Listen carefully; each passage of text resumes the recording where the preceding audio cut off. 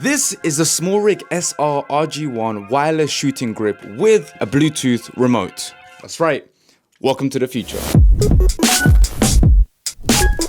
This grip does a lot more than just hold your camera. One of the first things that stood out to me about the grip was the sturdiness. This is what happens with these ball tripods after a long time of use. You just really can't rely on them. And what I noticed with this new grip is how sturdy the joint is. So sturdy that I was able to hold my Sony a7C Tamron 28-75 and the Rode VideoMic Pro Plus, which is a pretty beefy vlogging setup. And the reason it has this strength is because this joint is actually made of metal and it has fixed points. So you're not relying just on friction, you're relying on mechanical tension between metal and metal. Actually, technically it's not mechanical tension, it's something like shear strength or something.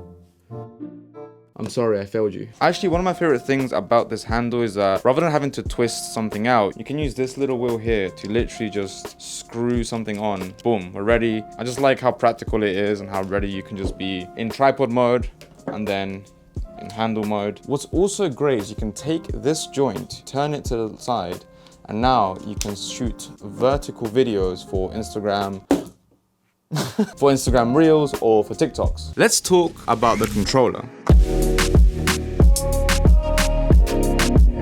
With the A7 III, I've been relying on this infrared remote, but from the A7C and the A7 IV, there's no more support for the infrared remote. So when this came out, I was very excited, allowing you to do things like recording, taking photos, zooming, custom button 1 functions, hitting the like button on this video.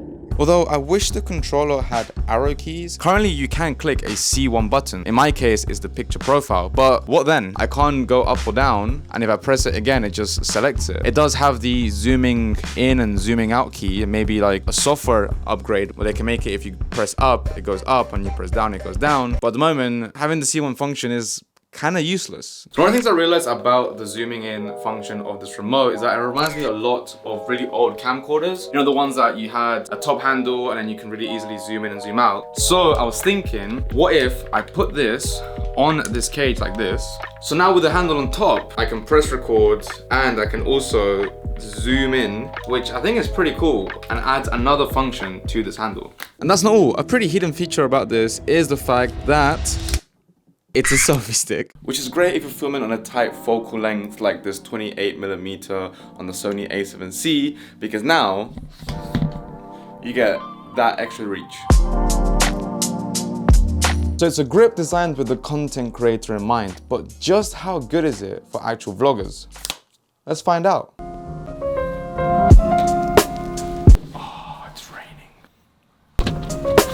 So what I just realized was that as I was walking and bopping up and down, the handle itself started closing, and it's because there is no locking system. If you have a camera as heavy as this, it won't be able to hold perfectly if you're doing a lot of movement. I also love that you can flip it around so that you can do shots like this. Let's get a plant for the flat and some paint for the new studio.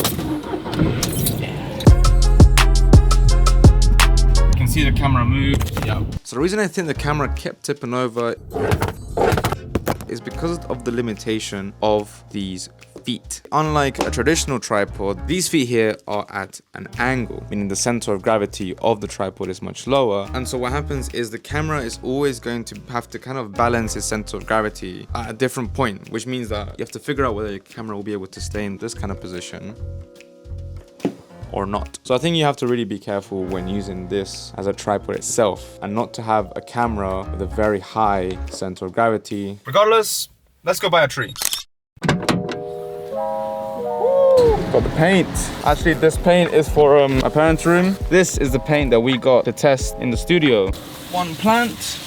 Boop. Overall, this is a very functional handle for content creators that like to vlog and also like to record themselves from a distance. And it's also great for smaller cameras like the Sony a7C, for example. Speaking of, if you want to know the first 5 things that you should do when you get your Sony a7C, then check this video out right here. I'll see you in the next one.